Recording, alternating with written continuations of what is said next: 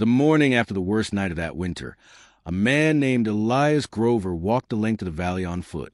He had done it before. Checking on neighbors after hard freezes was a custom in that part of the northern frontier, somewhere along the ragged edge of what would later become the Minnesota-Dakota borderlands, in the brutal January of 1886. He knew the route. He knew each cabin. He knew roughly what he would find. What he found was silence. Not the peaceful silence of sleeping households. The silence of stopped fires. At the Morrow place, the door had frozen shut from the outside. The draft had pulled cold air under the frame all night, and the thin layer of moisture at the threshold had sealed it like iron. At the Hendricks cabin, the family was alive but huddled under every blanket they owned. The fire reduced to cold ash sometime before dawn. The woodpile had run out. The temperature inside, Elias would later note in a brief account preserved in county records, was not much better than the open air. He checked 6 homesteads that morning. 6 families had survived the night, in varying degrees of suffering. Fingers had been lost to frostbite. 2 children had been taken inside the Morrow cabin with temperatures that worried their mother for days afterward. Then Elias Grover walked to the far edge of the valley, to a low hillside where the land rose gently before dropping into a frozen creek bed. He was not expecting much. The woman who lived there, a widow named Corinne Aldred, had no husband to chop extra wood, no grown sons to keep watch through the night, and an elderly mother, Nora, who could barely walk without assistance. What he found stopped him at the tree line, a thin curl of smoke rising from the hillside, not from a chimney, from the ground itself, from a low, dark entrance cut into the earth and stone, framed by rough-hewn timber and packed sod. And standing in front of it, wrapped in 2 wool coats, was Corinne Aldred, perfectly calm, watching the pale morning light spread across the frozen valley below. She had not only survived the night, she had kept her mother warm through it. Elias would later write, "I did not understand what I was looking at. I only knew that it was the only smoke I had seen all morning." This is the story of what Corinne Aldred understood, and what the experienced builders and homesteaders of her valley had not. To understand what Corinne built, you first have to understand what everyone else was building, and why, in a winter like 1886, those buildings were quietly failing. The northern frontier settlements of the 1880s were not wilderness outposts of desperate men. They were organized, hard-working communities, many of them a decade old by that point, with established methods and shared knowledge. Settlers in the Minnesota-Dakota borderlands had survived hard winters before. They knew how to fell timber, notch logs, chink walls with clay and moss, and keep a fire burning through the night. Most cabins in the valley were single-room log structures, between 16 and 20 feet on a side, with a central or corner fireplace built from local fieldstone. These were not bad buildings. For a normal winter, they were adequate.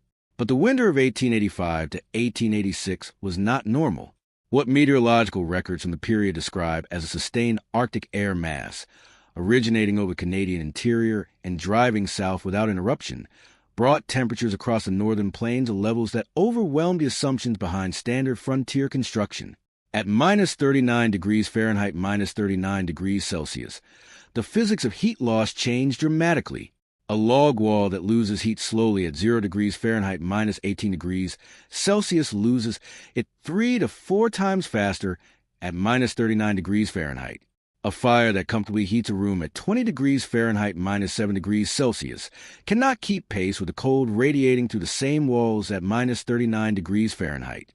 The problem was thermal mass, or rather, the lack of it. A standard frontier log cabin had walls that were, at most, 8 to 10 inches thick. The logs held some heat, but they were organic material.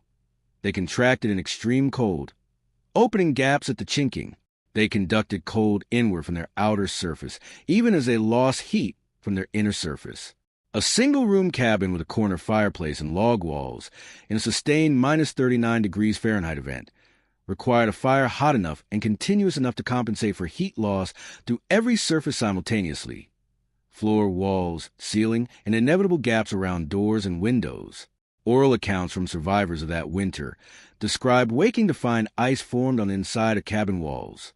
They described fires fed through the night that still could not hold the temperature above freezing by morning. They describe a kind of cold that was not merely uncomfortable, but structurally aggressive, a cold that found every weakness and pressed through it. The valley's cabins had been built for a different kind of winter, and the winter of 1886 was not interested in their assumptions. Corinne Aldred had understood this, or rather, she had been forced to understand it, long before the cold front arrived. Corinne Aldred had been widowed in the autumn of 1883, when her husband, a carpenter named Wade Aldred, died of a fever that moved through the valley in late September. She was 31 years old. Her mother, Nora Pembroke, had come to live with her the following spring, a woman in her mid-60s, with stiff joints and a persistent cough that worsened in cold air. By the winter of 1885, Corinne had been managing the homestead alone for 2 years. She was capable. She could split wood, repair a roof, pack chinking back into gaps after a hard freeze, and keep a fire going through a night when she had to. But she was also, by that second winter without help, acutely aware of the mathematics of survival in a log cabin. What was the problem?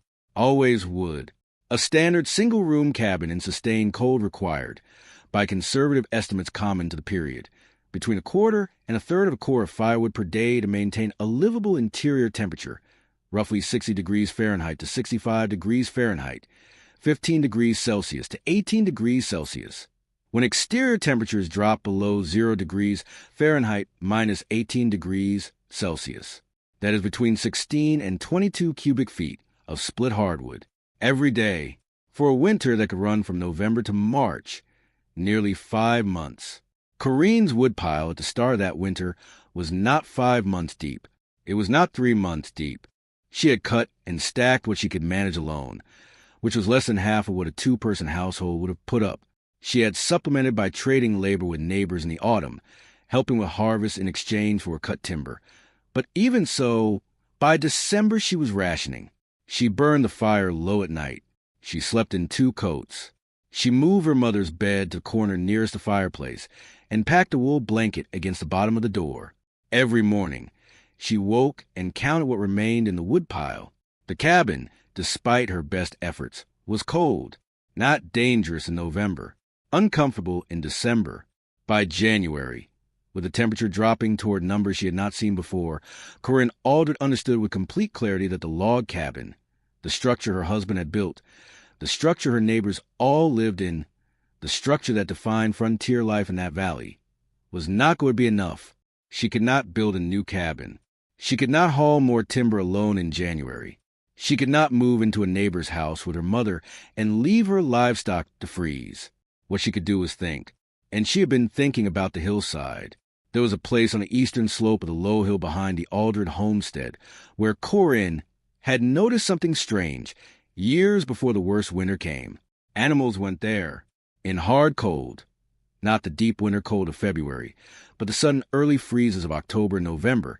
She had seen deer bedded against the hillside, pressed into a shallow depression where the earth curved inward and the slope blocked the northwest wind.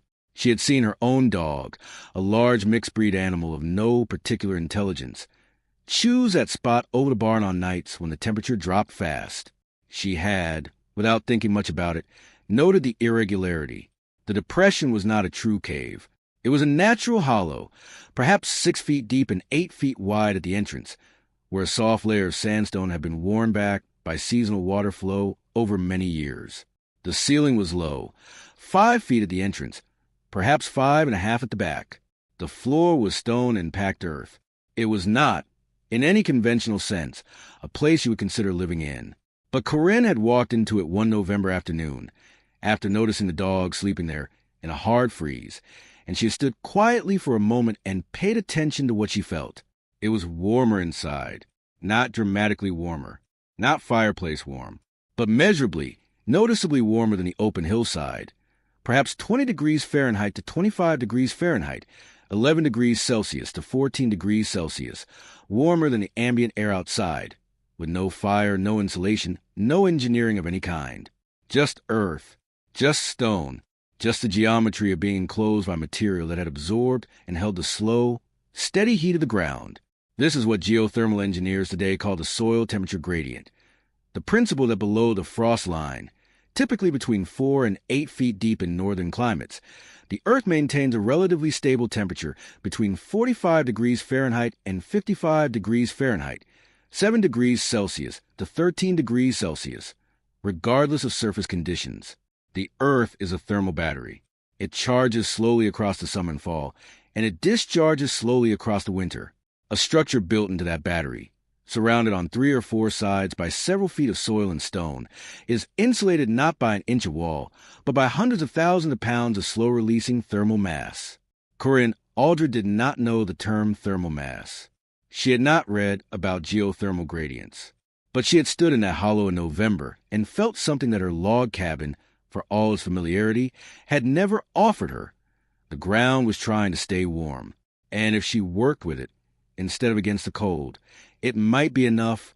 Through December, quietly and without telling many people, she began to work. She widened the entrance by hand, using a mattock and a pry bar, removing loose sandstone and packing debris to the sides to form low sidewalls. She brought in field stones, pieces of dense limestone she gathered from the creek bed, each one between 15 and 40 pounds, and stacked them near the back of the hollow, where she planned to build a small fire pit. Dense stone absorbs heat slowly and releases it even more slowly.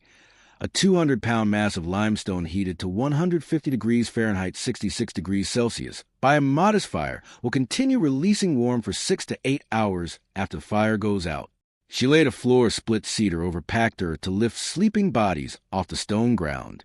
She built a low timber frame at the entrance and packed it with sod, heavy, dense squares of frozen prairie grass, each brick holding 12 to 15 pounds of earth, creating a door that was, in thermal terms, nearly as effective as the hillside itself. When a neighbor named Amos Decker rode past the hillside in late December and saw what she was doing, he stopped his horse and watched for a long moment. Then he told her she had lost her mind. Amos Decker was not a cruel man.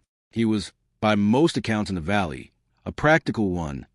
The kind of man who had survived 15 winters on the northern frontier by doing things the way they had always been done, and who had very little patience for deviations from proven method.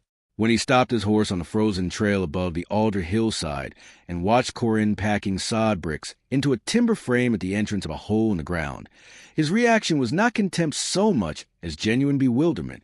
"You're sealing yourself into a burrow," he said, "like a ground squirrel." Corinne did not stop working.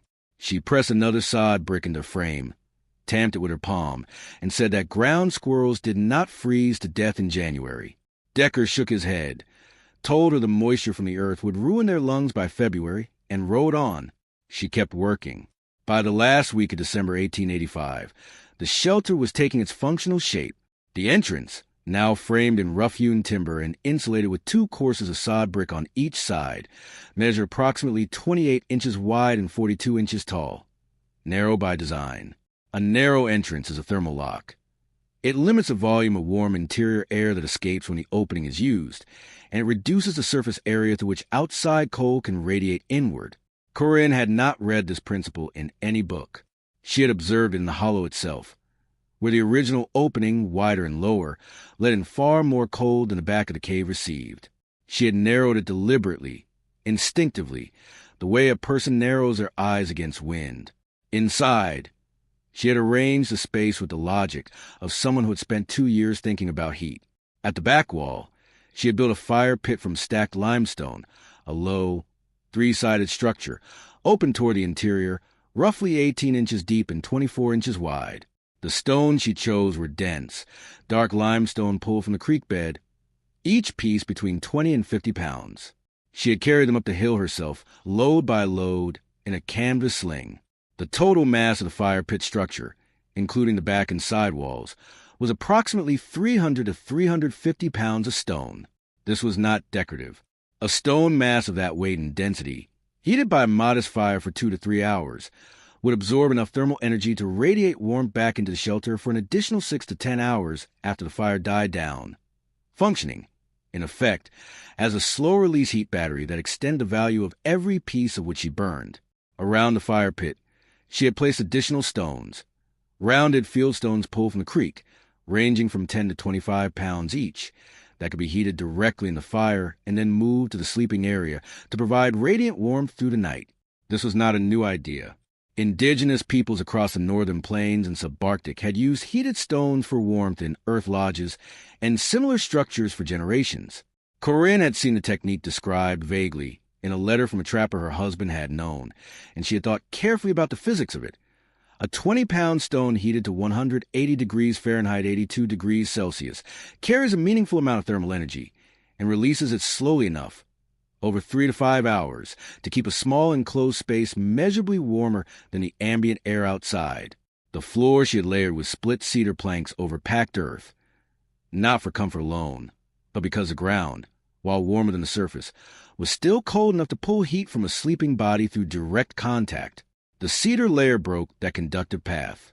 Above the sleeping area, she had hung a canvas partition, salvaged from a wagon cover, that divided the interior and trapped warm air near the back away from the entrance. On the last day of December, she brought her mother into the shelter for the first time. Nora Pembroke was not, by any account, an easy woman to move. She was 64 years old, stiff-jointed, proud, and deeply skeptical of sleeping in what she called a hole in a hill. She had spent her adult life in proper houses. She did not consider this a proper house, but Corinne helped her through the low entrance, settled her onto the cedar floor near the fire pit, and built a small fire with a quarter of the wood she would have burned in the cabin for the same amount of warmth. Nora was quiet for a long time. Then she said, "It's warmer than I expected." Corinne said, "I know." Outside, the temperature that night dropped to minus 24 degrees Fahrenheit, minus 31 degrees Celsius. The first wave of the Arctic front had arrived. Before we reveal whether this strange idea held up against the worst night of that winter, make sure to like this video, subscribe to the channel, and drop a comment below letting us know where you're watching from. There are more stories of forgotten frontier engineering waiting, and you won't want to miss them. Word traveled fast in small frontier settlements, even in winter. By early January, most of the valley knew that Corinne Aldred had moved herself and her mother into a hole in the hillside behind her property. The reactions ranged from quiet concern to open ridicule. Amos Decker had told the story at the general store in town, not maliciously, but as a kind of cautionary tale about what happened when a woman tried to manage a homestead without proper guidance. A builder named Rufus Hallgate, who had constructed 4 of the valley's cabins, including the Morrow place, heard the account and offered his professional opinion. The shelter would be damp, the ventilation would be dangerous, and the entrance configuration Corinne had built would trap carbon monoxide from the fire pit and kill them both before February. He said this with the authority of a man who had built 16 structures in 11 years and had never once experimented with anything he had not seen work before. The dampness concern was not entirely without basis. Earth shelters can accumulate moisture if they are not properly ventilated. Condensation from breathing and fire smoke can saturate the air, and prolonged moisture exposure in a cold environment carries real health risks. Corinne had thought about this. She had left a narrow gap at the top of the entrance frame, approximately 3 inches, that allowed a slow, controlled exchange of air without creating a significant cold draft at floor level. Hot air and combustion gases rose and exited to the gap. Fresh, denser cold air entered low and was warmed by the stone mass before it reached the sleeping area. It was a rudimentary but functional draft system, not unlike the basic convection principles behind a Russian fireplace, just applied vertically and at a much smaller scale. Rufus Hallgate did not know this, because he had not asked. What troubled the valley's more experienced settlers most, however, was not the specific design, but the broader principle implied. If a widow with no formal building knowledge could construct a warmer shelter from a hillside hollow in creek stone, what did that say about the cabins they had built? The cabins they were proud of, the cabins they had staked their family survival on? The criticism of Corinne's shelter was, in part, a defense of their own choices. This is a pattern that appears repeatedly in oral histories of frontier communities. The person who does something differently is not just annoying. They are implicitly questioning the judgment of everyone who did it the usual way. There was also, underneath the professional skepticism, a simpler social discomfort. A widow, alone, had looked at the same landscape everyone else had looked at and seen something different. She had acted on it without asking for permission or approval. In a community where survival was a collective enterprise and deviation from established method was genuinely dangerous, where one family's bad decision could become another family's burden. This kind of individual departure from convention made people uneasy. The cold front arrived on the night of January 7th, 1886. The temperature dropped to the floor of anything the valley had experienced in living memory, reaching minus 39 degrees Fahrenheit, minus 39 degrees Celsius, before dawn on January 8th. By the accounts of those who survived it, the cold was not merely a number. It was a physical presence, a pressure against every wall, every window frame, every gap in every structure in the valley. Fires that had been adequate 2 weeks earlier were suddenly, desperately insufficient. The air itself seemed hostile to combustion, thin and brutal and indifferent. Rufus Hallgate spent that night feeding his fireplace every 45 minutes. He burned through most of his remaining wood before sunrise. In the Aldred hillside shelter, Corinne woke at 2 in the morning, added 3 pieces of wood to the fire pit, checked that the gap at the top of the entrance was clear, and went back to sleep. The stone walls held what they had been given. The earth held what it had always held. The temperature inside the shelter, by Corinne's later account, preserved in a brief written record held by a local church, did not drop below 48 degrees Fahrenheit, 9 degrees Celsius at any point during the night. The morning of January 8, 1886, was brutally clear. At minus 39 degrees Fahrenheit, minus 39 degrees Celsius, the air had the quality of glass, hard, transparent, and utterly still. Sound carried strangely. The creek at the bottom of the valley had stopped entirely, frozen solid to its bed in the shallow sections. The trees along the ridge cracked and popped as their moisture froze and expanded inside the wood, a sound that carried for half a mile in every direction like distant rifle fire. Elias Grover made his rounds again that morning. What he found was, in some ways, worse than he had feared. At the Morrow place, the interior temperature had dropped to an estimated 18 degrees Fahrenheit, minus 8 degrees Celsius by dawn, well below freezing, inside a cabin with a fire that had been kept burning all night. The fire had not failed. The cabin had. The log walls, at minus 39 degrees Fahrenheit outside, had conducted cold inward faster than the fire could replace it. The family had survived, but the youngest child had frostbitten toes, and the water barrel near the wall had frozen solid despite being less than 4 feet from the hearth. The Hendricks cabin had done somewhat better. Elias Hendricks had banked his fire with greenwood before sleeping, producing a long, slow burn that had kept the temperature just above freezing through the worst hours. But his woodpile was gone. He had burned, in a single night, what he had calculated would last him 10 days. At the Decker property, Amos had made a pragmatic decision sometime around midnight. He had moved his family into the barn, where the body heat of 4 horses and 6 cattle raised the interior temperature to a manageable, if pungent, 32 degrees Fahrenheit to 38 degrees Fahrenheit, 0 degrees Celsius to 3 degrees Celsius. It was not comfortable. It was survival. Across 6 homesteads that Elias visited that morning, the pattern was the same. The standard log cabin, the structure that defined frontier life in that valley, had been pushed past its design limits. It had not failed catastrophically. No one had died, but it had revealed, with complete clarity, the gap between what it was built to handle and what the winter of 1886 was prepared to deliver. Then Elias walked the hillside. Corinne met him at the entrance, as she had the last time. She had a fire going inside, a small one, burning perhaps a third of what a cabin fire would require for the same space, and the shelter entrance exhaled a faint, steady warmth that was immediately detectable even in the brutal open air. She invited him in. What Elias described in his account was something between astonishment and a kind of quiet embarrassment, the feeling of a man who has been wrong about something important and knows it. The interior temperature of the shelter, measured with a small mercury thermometer Corinne had kept since her husband's time, read 51 degrees Fahrenheit, 11 degrees Celsius. This was with fire that had been burning modestly for the past 2 hours. The temperature had not dropped below 48 degrees Fahrenheit, 9 degrees Celsius at any point during the night. Not during the worst cold. Not when the fire burned low between feedings. Not at the pre-dawn hours when the Arctic air pressed hardest against every structure in the valley. The comparison was not subtle. The Morrow cabin, a well-built log structure with a full stone fireplace and a fire burning all night, had reached 18 degrees Fahrenheit, minus 8 degrees Celsius at its coldest point, a functional interior temperature of 57 degrees below the outside air. Corinne's earth shelter, with a fraction of the fire, had maintained 48 degrees Fahrenheit to 51 degrees Fahrenheit, 9 degrees Celsius to 11 degrees Celsius, a functional interior temperature of 87 to 90 degrees above the outside air. The difference was not fire. The fire in the Morrow cabin was larger and burned longer. The difference was what surrounded the fire. The log cabin lost heat through every surface simultaneously: walls, floor, ceiling, gaps, and the fireplace chimney itself, which drew warm interior air up and out with every draft. The earth's shelter lost almost none.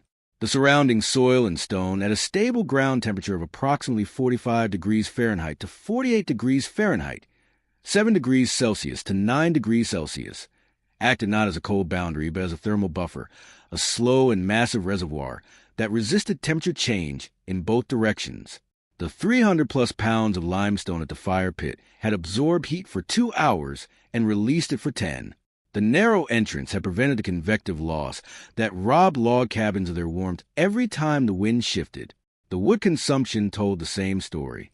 Corinne had burned, across the entire night of January 7th to 8th, approximately 1/6 of a cord of firewood. Elias Hendricks, in a cabin of comparable size, had burned close to a full third of a cord, and had still ended the night colder. Corinne's fuel efficiency, relative to the standard cabin, was roughly 50% better in a normal winter.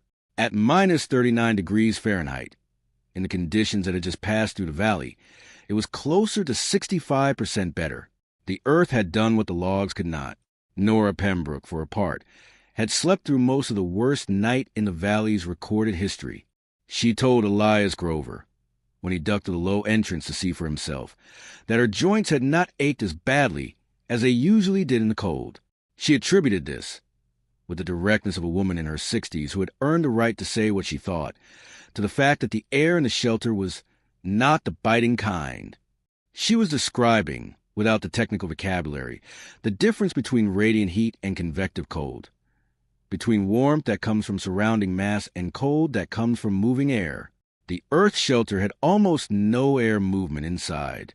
The temperature was lower than a well-fired cabin at its best, but it was steady and it was dry, and it did not cut. Elias Grover stood in the entrance of the shelter for a long time before he went back out into minus 39 degrees Fahrenheit morning. Then he went home and started thinking about his own hillside. By the spring of 1886, 3 families in the valley had modified their winter survival approach based on what Corinne Aldred had demonstrated. Elias Grover dug a partially earth-sheltered addition onto the north side of his cabin, a single room, banked with soil to a depth of 3 feet on 3 sides, with a low roof packed with sod. It was not a cave. It was something between a root cellar and a sleeping room, and in the winter of 1886 to 1887 it held heat with a consistency his log cabin alone had never managed. The Hendricks family began storing heated stones near their sleeping area during cold snaps, a direct adaptation of what Corinne had described to Elias that January morning. A newer settler named George Pelham, who arrived in the valley in the autumn of 1886, built his first structure not as a log cabin, but as a partially sunken dugout with a sod roof, an approach he had heard about through the community and which he credited, in a letter to his brother in Ohio, to a woman in the valley who figured out what the ground already knew. Corinne Aldred continued living in and near the earth shelter for 2 more winters, eventually expanding the structure and adding a more formal entry passage with a double-door arrangement that functioned as a thermal airlock. She rebuilt the log cabin in 1888, with help from neighbors, but kept the hillside shelter as a cold-weather retreat and food storage space. Local accounts suggest she never again rationed with the way she had in the winter of 1885. Her mother, Nora Pembroke, lived until 1893. What Corinne had understood, and what the experienced builders of her valley had not, was not a secret. It was not advanced engineering. It was observation applied to physics. The earth holds heat, mass releases it slowly, geometry determines what stays and what escapes. These principles have been understood and applied by cultures across the northern hemisphere for thousands of years. In the sod houses of North Greenland settlers, in the earth lodges of the Mandan and Hidatsa peoples along the Missouri River, in the Bears of the Unengan people of the Aleutian Islands, in the pit dwellings of prehistoric communities across northern Europe and Asia. The earth shelter structure is one of the oldest and most thermally effective forms of human shelter ever developed. It was not primitive. It was not desperate. It was in the specific and measurable terms of heat retention per unit of fuel consumed, often more efficient than the timber frame and masonry construction that replaced it. What happened to this knowledge was not a single dramatic erasure. It was gradual, quiet, and in many ways understandable. As lumber became cheaper, as iron stoves became more efficient, as communities grew and the labor of digging and maintaining earth shelters became less competitive with the convenience of milled timber, the older approaches faded from common practice. They were replaced not because they failed, but because the conditions that made them necessary: extreme isolation, fuel scarcity, brutal cold without industrial mitigation, temporarily receded. The knowledge went with them. What Corinne Aldred did in the winter of 1886 was not invent something new. She recovered something old, applied it with care and intelligence, and proved it under conditions that admitted no exaggeration. She had no laboratory. She had no engineering degree. She had a hillside, a creek full of limestone, 2 months of December, and a mother she was not willing to lose to a cold that a log cabin couldn't stop. The shelter held. The earth held. And on the morning of January 8th, 1886, when the valley woke to damage and frostbite and empty woodpiles, a widow and her elderly mother stepped out a hole in a hillside into minus 39 degrees Fahrenheit air and watched the sun come up over the frozen creek. They were warm. The frontier was full of solutions like this, quiet, practical, and almost entirely forgotten.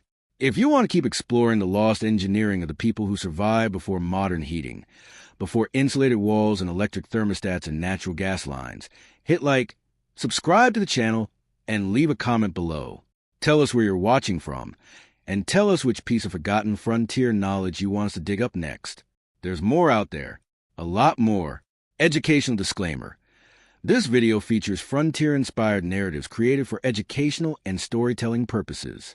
The characters, personal stories, names, and specific situations portrayed are fictional reconstructions. However, many of the building methods, survival concepts, and practical ideas discussed are inspired by real historical techniques, traditional practices, and basic physical principles used in past frontier environments. Any modern use of these ideas should be carefully evaluated according to current safety standards, building codes, regulations, and professional guidance. This content is intended for educational and historical interest only and should not be considered professional, technical, or legal advice.